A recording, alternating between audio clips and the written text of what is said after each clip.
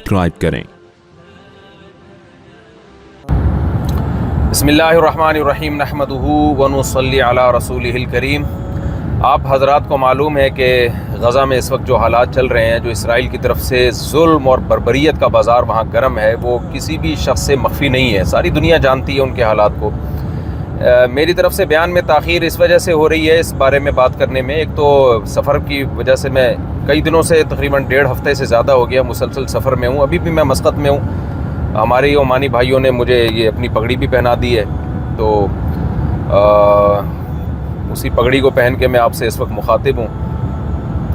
और दूसरी ताख़ीर की जो वजह हुई है एक सफ़र, और दूसरी वजह ये कि मैं ये देखना चाह रहा था कि हम उन फ़लस्तीनी मुसलमानों के लिए जो गज़ा में इस वक्त जुल्म और बर्बरियत का शिकार हैं, वहाँ हम उनकी मदद कैसे कर सकते हैं। तो आज अल्हम्दुलिल्लाह कुछ ज़राए मुझे पता चले, तो मैंने कहा कि मैं फिर, ताकि जब मैं कोई इस बारे में बात करूं तो उनकी मदद हम कैसे कर सकते हैं, उन तक हम इमदाद कैसे पहुंचा सकते हैं, ताकि थोड़ा सा इस बारे में मैं गाइड कर सकूं। तो ये वजह बनी है मेरी एक रिकॉर्डिंग में ताख़ीर की। देखिए, 2 चीज़ें हैं जिसमें हमें अपने कॉन्सेप्ट को क्लियर करना बहुत ज़रूरी है। पहली बात तो ये कि हम थोड़ा सा हिस्ट्री की तरफ जाते हैं, ताकि आपको पता चले कि इस पूरी जंग में इसराइल जालिम है, फ़लस्तीनी मज़लूम है। क्योंकि रिसेंटली जो वाक़या हुआ, जिसमें फ़लस्तीनियों की तरफ से एक तंजीम की तरफ से एक हमला होता है इसराइल पर, जिसमें बहुत सारी औरतें, बच्चे, उनके दावा किया जाता है कि वो हलाक हुए हैं, और फिर पूरा यूरोप मुत्तहिद हो गया, अमेरिका मुत्तहिद हो गया, एहतजाज करने लगे। बात यह है कि हम, ठीक है, हम तो कतन इसके कायल नहीं है कि औरतों और बच्चों को निशाना बनाया जाए लड़ाई में, जंग में, लेकिन ये सिलसिला शुरू कहाँ से हुआ था। जब भी इस तरह का कोई सिलसिला होता है तो अलबादी अल अज़लम, अरबी की एक मशहूर कहावत है कि जो पहल करने वाला होता है ना, वो बड़ा जालिम होता है। असल जालिम वो होता है। ये हालात यहाँ तक पहुँचाया फ़िलिस्तीनियों को किसने है। आप अगर एक तरफ एहतजाज कर रहे हैं तो आप दूसरी तरफ भी तो एहतजाज करें। आप हज़रात को मालूम है, अगर हम 125 साल पीछे जाते हैं तो जब दूसरे जंगी अज़ीम के ख़ात्मे का टाइम था, यहूदियों ने उस वक्त मुतालबा किया बरतानिया से कि हमें फ़लस्तीन में एक अलग रियासत चाहिए। यहूदी पूरी दुनिया में एक रियासत बनाना चाहते थे। इसके लिए मुख्तलिफ मुल्कों का इंतखाब किया गया, लेकिन उस पर इत्तेफाक ना हुआ। तो यहूदियों के जो बड़े थे, जो ज़्यादा शातिर दिमाग थे, उन्होंने कहा कि अगर हम इसमें मजहबी तड़का लगा दें और यहूद कौम को हम मज़हब के नाम पे जमा करना शुरू करते हैं, तो मज़हब एक ऐसी चीज़ है जिसकी बेस पे लोग इकट्ठे हो जाते हैं। तो यहूदियों ने, जो सहयूनी हैं, उन्होंने ये नारा लगाया कि बैतुल मक़दिस चूँकि सुलेमान और दाऊद अलैहिस्सलाम का मरकज़ रहा है, यहूदियों का क़िबला रहा है, और वहाँ से हमारी खिलाफतें दुनिया पे कायम हुई हैं, लिहाजा वो हमारा है और हमें वहाँ जमा होना है। पूरी दुनिया में एक अमन की, एक जंग अज़ीम के बाद एक अमन पैदा होने लगा था।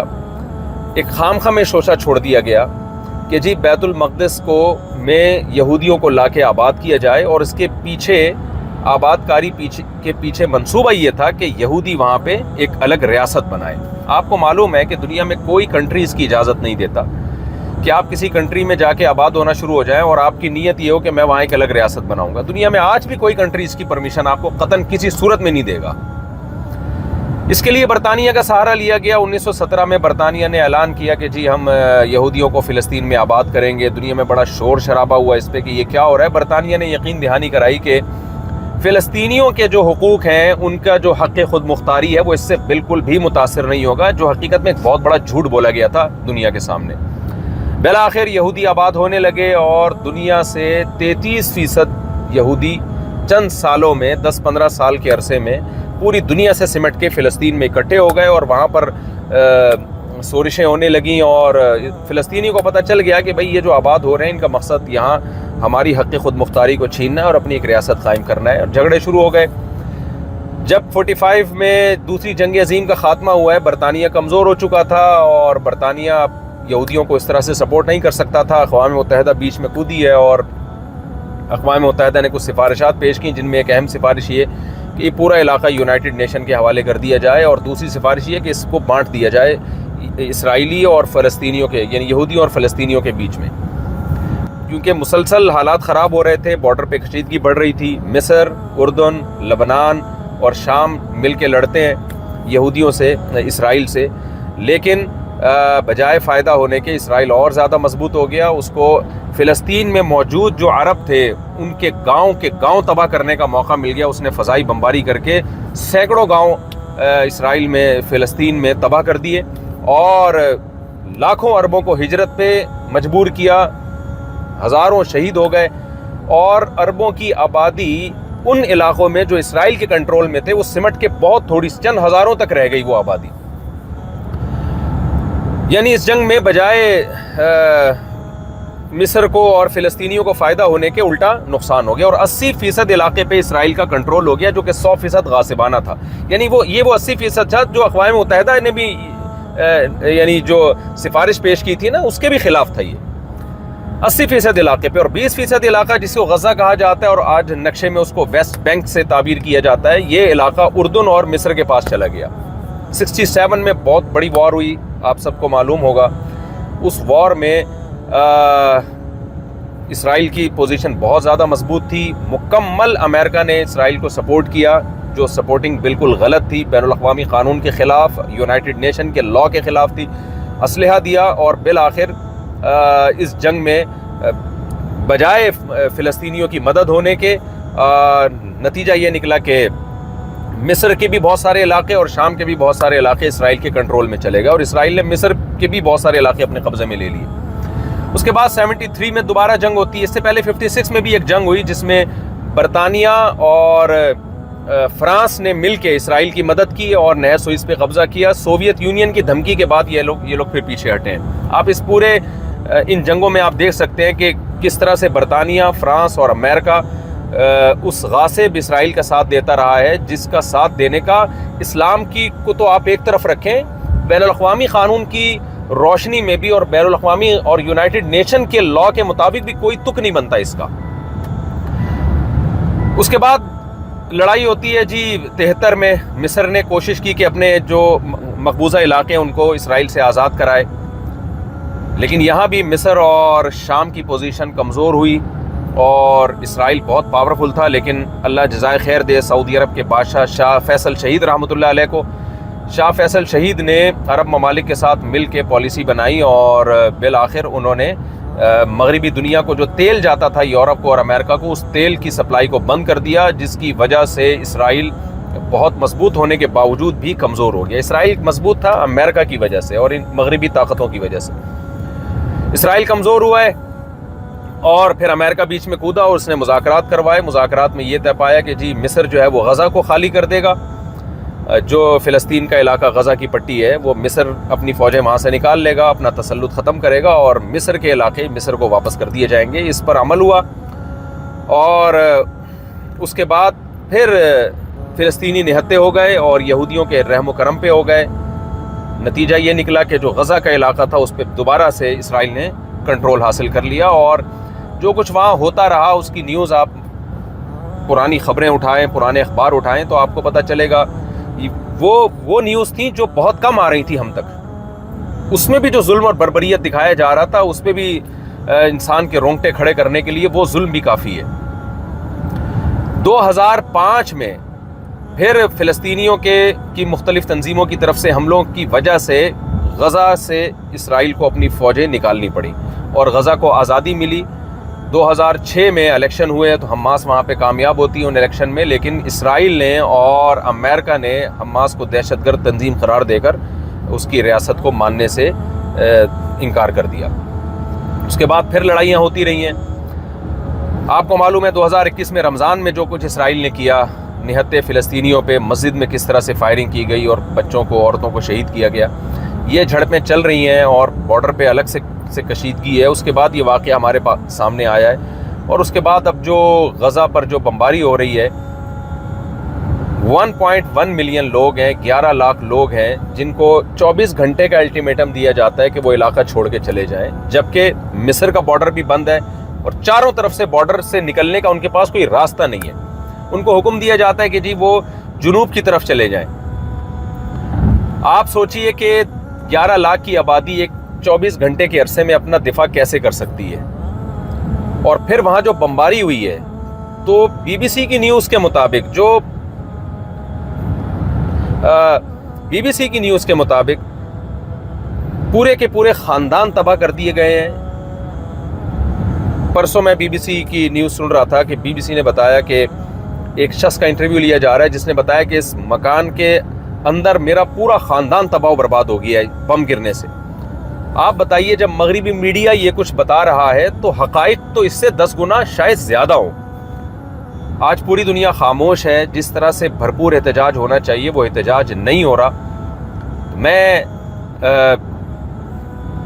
ایک وہی بات کر سکتا ہوں جو اس وقت دیگر علماء کر رہے ہیں, دیگر مذہبی اسکالرز کر رہے ہیں کہ دیکھیے اس وقت ہم ایک دوسرے کو لان تان پہلی بات تو مت کریں. ہم یہ نہ کریں وہ یہ نہیں کر رہا, وہ یہ نہیں کر رہا, وہ ایسا ہے, وہ ویسا ہے. یہ طریقہ اس وقت بہت غلط ہے. آپ یہ دیکھیں کہ میں کیا کر سکتا ہوں. سب سے پہلے تو ہماری ذمہ داری ہے کہ ہم سوشل میڈیا پہ بھرپور طریقے سے اپنا احتجاج ریکارڈ کروائیں کہ یہ غلط ہے, اس جنگ کو روکنے کی کوشش کی جائے. ہم اس ظلم میں کبھی بھی اسرائیل کو سپورٹ نہیں کر سکتے اور اسرائیل کے ہم مخالفت کریں گے. اور میں آپ کی اطلاع کے لیے عرض کروں کہ الحمدللہ سارے یہودی بھی اس وقت اسرائیل کے ساتھ نہیں ہیں. بہت سے لوگ ہیں جو انسانیت کے رشتے کو جانتے ہیں, ان کے سینوں میں بھی دل ہے. بہت سے یہودی بھی اس وقت ان صہیونی یہودیوں کے خلاف ہیں اور اسرائیل کے خلاف ہیں. تو ہمیں متحد, جیسے یورپ اس وقت متحد ہو گیا اور اسرائیل کو سپورٹ کر رہا ہے, ایسے ہی ہمیں متحد ہونا پڑے گا. ان تمام طاقتوں کے خلاف احتجاج ریکارڈ کروانا پڑے گا جو اس وقت اسرائیل کا ساتھ دے رہی ہیں. اور ہمیں دوسرے نمبر پہ اپنے حکمرانوں پہ دباؤ ڈالنا ہے, احتجاج کر کے, سوشل میڈیا پہ احتجاج ریکارڈ کروا کے کہ ہمارے حکمران اس وقت جتنی بھی فلسطینیوں کی مدد کر سکتے ہیں وہ کریں. دیکھیں اس وقت اسلامی ملکوں کے پاس بہت بڑا المیہ یہ ہے اور یہ بہت بڑی سازش کے تحت یہ کیا گیا ہے کہ جو ملک فوجی لحاظ سے پاورفل تھے, جو اسرائیل کو آنکھیں دکھا سکتے تھے, یا تو ان کی فوجی طاقت کو ختم کر دیا گیا یا اکنامکلی ان کو تباہ و برباد کر دیا گیا, جس میں لیبیا کی مثال آپ کے سامنے, عراق کی مثال آپ کے سامنے, شام کی مثال آپ کے سامنے, وہاں کیا خانہ جنگی ہو رہی ہے, اور پاکستان کی مثال آپ کے سامنے ایک مضبوط فوج ہے لیکن اکنامکلی بالکل کھوکھلا کر دیا گیا ہے ہمیں. تو ایک بین الاقوامی ایجنڈا ہے جس کا اسلامی کنٹریز حصہ بن رہے ہیں, اور جن ملکوں کے پاس ایک اکنامکلی وہ بہت مضبوط ہے ان کے پاس کوئی مضبوط فوج نہیں ہے. یہ ایک بہت بڑا المیہ ہے اور یہ ایک بین الاقوامی ایجنڈا تھا جس کے تحت یہ سب کچھ کیا گیا, اور اس کے پیچھے بنیادی مقصد شاید اسرائیل کو مضبوط کرنا ہی تھا. اب ہماری یہ ذمہ داری ہے کہ ہم بھرپور احتجاج ریکارڈ کروائیں, ہم اپنے حکمرانوں پہ دباؤ ڈالیں کہ دیکھیں جو ریاست کی طرف سے جو آفیشلی احتجاج ہوتا ہے وہ پاورفل ہوتا ہے, اس کو دنیا سنتی ہے. ہمارے جتنے بھی اسلامی کنٹریز ہیں, بلکہ بہت سے غیر مسلم کنٹریز بھی اس وقت ایسے ہیں جو اسرائیل کو نہیں مانتے. اس وقت دنیا میں 20 یا 22 ممالک ایسے ہیں جنہوں نے ابھی تک اسرائیل کے وجود کو تسلیم نہیں کیا ہے, جن میں کچھ غیر مسلم کنٹریز بھی ہیں. تو ہم اگر متحد ہو کے ایک آواز اٹھائیں گے, حکمران تو جو کریں گے وہ تو وہ کریں گے, لیکن ہم حکمرانوں کو احتجاج کر کے مجبور کرنے کی کوشش تو کر سکتے ہیں. مجبور نہ بھی کر سکیں, کل قیامت کے دن ہم اللہ سے یہ کہہ سکتے ہیں کہ اللہ ہم نے ان فلسطینی بھائیوں کے لیے سوشل میڈیا پہ یا پرامن احتجاج کر کے, جلوس نکال کے, ہر طرح سے جو ہمارے بس میں تھا, جو جمہوری طرز حکومت میں جو بھی طریقہ اختیار کرنا ہمارے بس میں ہے, جو ہماری طاقت میں ہے. دیکھیں کینیڈا اور UK میں بھی آپ احتجاج ریکارڈ کروا سکتے ہیں. پرامن احتجاج کروانا پوری دنیا میں یہ آپ کا حق ہے, آپ احتجاج ریکارڈ کروا سکتے ہیں. میں سمجھتا ہوں بہت سے غیر مسلم بھی آپ کے ساتھ دیں گے اس میں.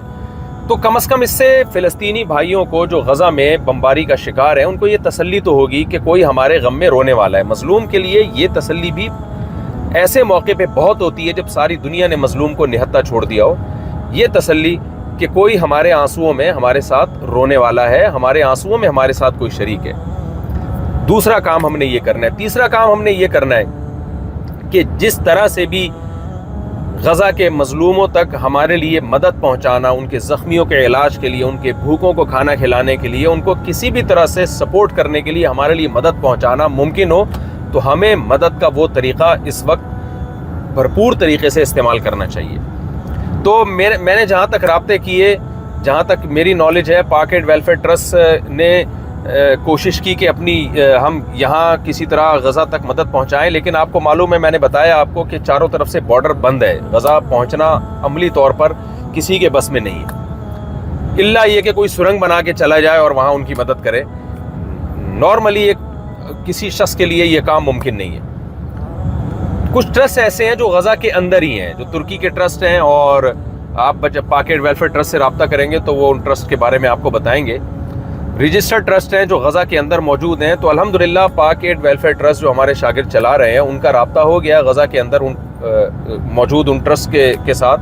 تو آپ پاک ایڈ ویلفیئر ٹرسٹ کے ذریعے پاکستان میں مدد کر سکتے ہیں, باہر سے بھی رقم بھیج سکتے ہیں. پاک ایڈ ویلفیئر ٹرسٹ امریکہ میں بھی رجسٹرڈ ہے, وہاں بھی رابطہ کیا جا سکتا ہے.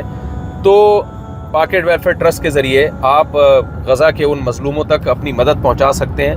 یہ میں سمجھتا ہوں کہ ایک یوں سمجھیں کہ جیسے واقعہ مشہور ہے نا کہ ابراہیم علیہ السلام کی آگ بجھانے کے لیے ایک پرندہ جو ہے وہ چونچ میں پانی لے کر آتا تھا, اور اس سے کہا گیا کہ یہ تو کیسے پانی بجھا سکتا ہے, اس سے آگ کیسے بجھا سکتا ہے. تو اس نے کہا کہ قیامت میں اللہ کو بتا تو سکوں گا کہ اللہ جو میرے بس میں تھا وہ میں نے کیا. یہ واقعہ مستند ہے یا نہیں ہے, لیکن اس سے جو سبق ملتا ہے وہ بہرحال وہ سبق بالکل ٹھیک ہے. تو ہم اس وقت فی الحال یہی کچھ کر سکتے ہیں. میری رائے یہ ہے کہ ایک تو ہم بھرپور طریقے سے احتجاج ریکارڈ کروائیں. جو لوگ اس وقت اسرائیل کا ساتھ دے رہے ہیں, جو ممالک اسرائیل کا ساتھ دے رہے ہیں, ان کے خلاف بھی احتجاج ریکارڈ کروانا چاہیے. اور تیسرے نمبر پہ ہمیں اپنے حکمرانوں پہ دباؤ ڈالنا چاہیے کہ وہ بھرپور طریقے سے فلسطین میں جو مظلوم ہیں, غزہ کے مظلوم اس وقت, ان کی مظلومیت پہ بھرپور طریقے سے بین الاقوامی سطح پہ آواز اٹھائیں اور اس ظلم کو روکنے کی کوشش میں اپنا بھرپور حصہ ڈالیں. اور ٹرسٹ کے ذریعے کوئی بھی ٹرسٹ جو قابل اعتماد ہو, آپ کے علم میں اگر کوئی اور ٹرسٹ ہے جو قابل اعتماد ہے تو آپ اس کے ذریعے رقم پہنچائیں, ان کی مدد کریں اپنے مظلوم بھائیوں کی. لیکن ایک بات خوب ذہن میں رکھیں کہ جب بھی اس طرح کے واقعات ہوتے ہیں تو اس میں 2 نمبر لوگ بھی بیچ میں کود جاتے ہیں, جو لوگوں کے جذبات سے ناجائز فائدہ اٹھاتے ہیں. زلزلہ میں, سیلاب جب بھی ملک میں آیا, اس طرح کے ڈیزاسٹر میں ہم نے دیکھا کہ کچھ فراڈی لوگ بھی بیچ میں آ جاتے ہیں. تو جو بھی قابل اعتماد ادارے ہیں آپ ان کے ذریعے وہاں تک مدد پہنچانے کی کوشش کریں. تو الحمدللہ پاک ایڈ ویلفیئر ٹرسٹ نے اس کا انتظام کیا ہے, تو آپ پاک ایڈ ویلفیئر ٹرسٹ سے رابطہ کر سکتے ہیں. اسی ویڈیو کے آخر میں ان کا لنک موجود ہے, اور وہ کن ٹرسٹوں کے ذریعے غزہ تک مدد پہنچا رہے ہیں ان ٹرسٹوں کا بھی آپ پاک ایڈ ویلفیئر ٹرسٹ سے ان کے بارے میں بھی آپ پوری معلومات ان سے لے سکتے ہیں. ہم دعا گو ہیں کہ اللہ ہمارے فلسطینی بھائیوں کی مدد فرمائے, اور اگر اس جنگ کو نہ روکا گیا بین الاقوامی دنیا نے تو یہ تیسری جنگ عظیم کی طرف معاملات جا سکتے ہیں. اس سے پہلے اللہ ہمارے حکمرانوں کو بھی ہدایت عطا فرمائے, جو جس قوت کے ساتھ احتجاج کرنا چاہیے شاید اس قوت کے ساتھ وہ احتجاج نہیں کر رہے ہیں. ہمارے جتنی بھی مسلم کنٹریز کے حکمران ہیں ان کو اللہ تعالیٰ بھرپور طریقے سے احتجاج کرنے کی اور اپنا جو حقیقی فرض بنتا ہے اس فرض کو ادا کرنے کی اللہ توفیق عطا فرمائے, اور بین الاقوامی دنیا کو بھی اپنا فرض نبھانے کی توفیق عطا فرمائے. ورنہ یہ وار اگر نہ رکی اور اسی طرح سے, کیونکہ سوویت یونین اور وہ کنٹریز جو اس وار کے اگینسٹ ہیں وہ پھر ہو سکتا ہے کہ عالمی طاقتوں سے خود ہی لڑنا شروع کر دیں, اور نتیجہ یہ نکلے کہ آپ کو پتہ ہے اس وقت سوویت یونین کی یوکرائن سے بھی جنگ ہو رہی ہے. تو دنیا میں ایسا لگتا ہے کہ دوبارہ جنگوں کا آغاز ہو گیا ہے.